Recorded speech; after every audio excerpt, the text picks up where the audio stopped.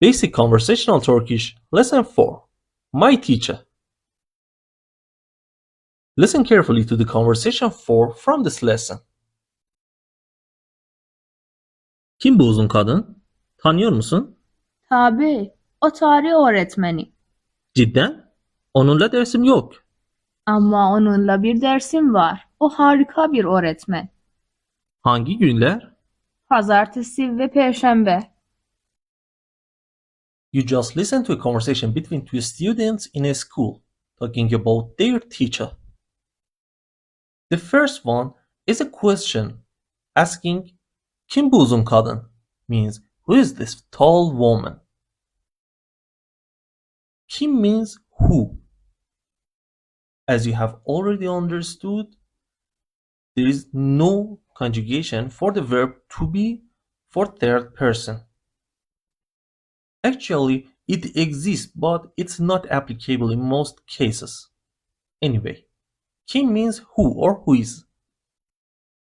For example, kim o erkek?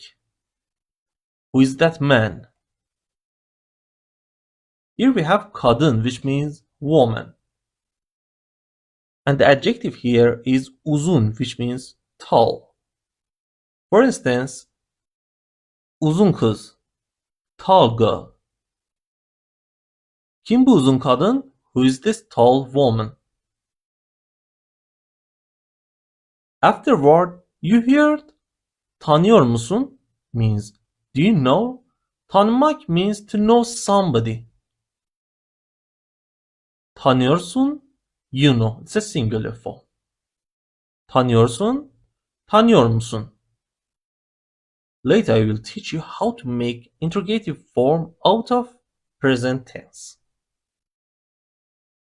Tabi means of course. O tarih öğretmeni means she's history teacher. Öğretmen means teacher. Tarih means history. This is a compound noun, tarih öğretmeni, history teacher.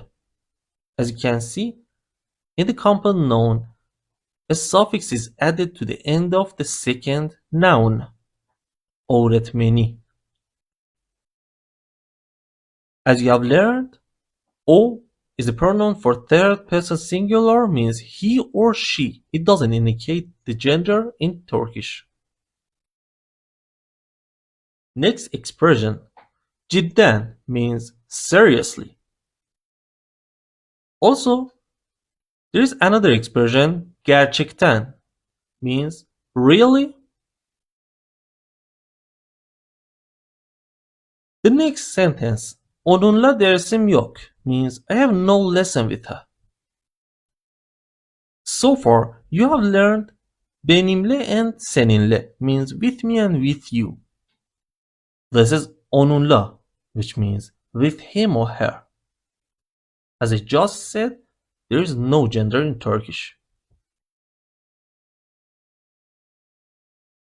Let's review it. Benimle, with me, seninle, with you, onunla, with him or her. Ders means lesson. Yok means there isn't. This is exactly opposite of var, which means there is. Here we have dersim yok, which literally means there isn't my lesson. When you say this, you mean I have no lesson. Onunla dersim yok. I have no lesson with her. The next sentence is ama onunla bir dersim var. But I have a lesson with her. Dersim var. This is exactly the opposite of the previous sentence. Dersim yok. Dersim var. Literal means there's my lesson, means I have lesson. Here you can see a number, bir, which means one. This is used as indefinite article. In Turkish, we don't have any article or any formal article known to be an article, whether indefinite or definite. But we use bir as indefinite one.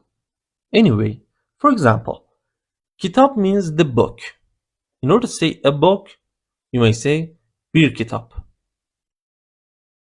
Informally speaking, you may omit re from end of bir. Bir kitap. Bir kitap.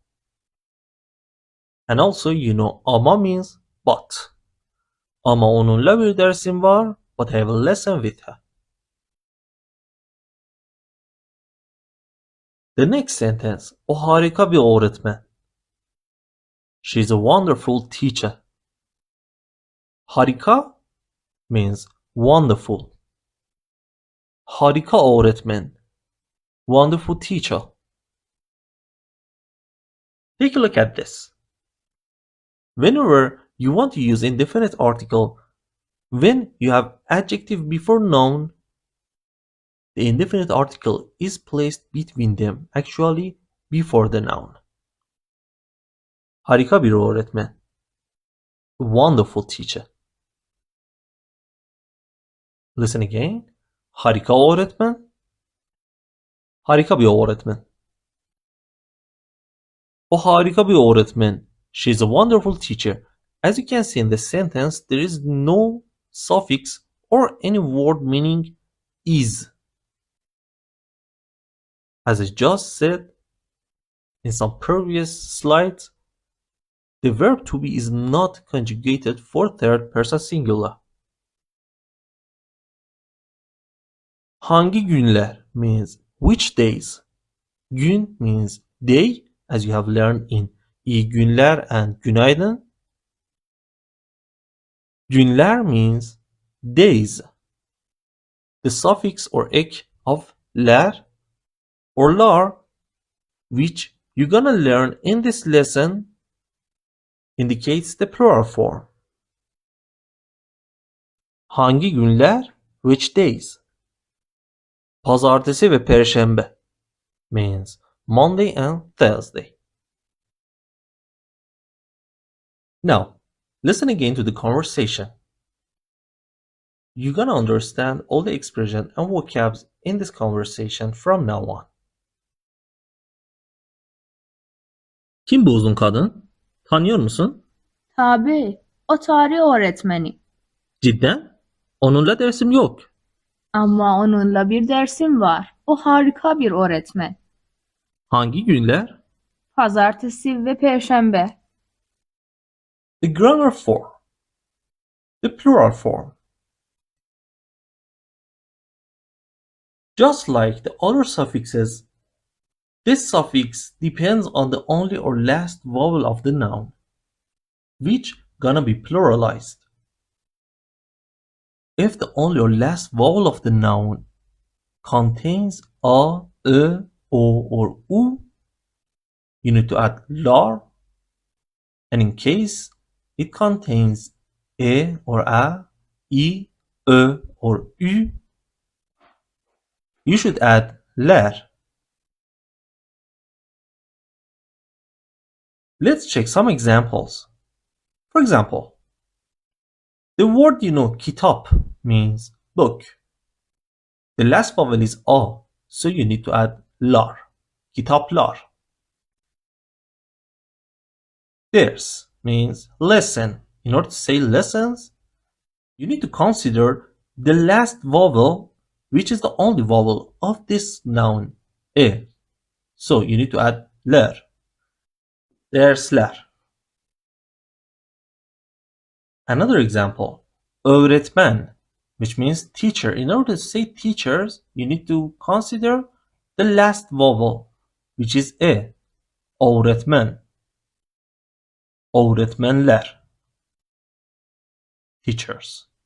And soru means question. In order to say questions, sorular. Because the last vowel is u. Sorular. Now you can make plural out of every other nouns in Turkish. Listen carefully to the vocabulary group 5. This vocabulary group contains the vocabulary about persons. Erkek, kadın, oğlan, kız, çocuk. You listen in this vocabulary group.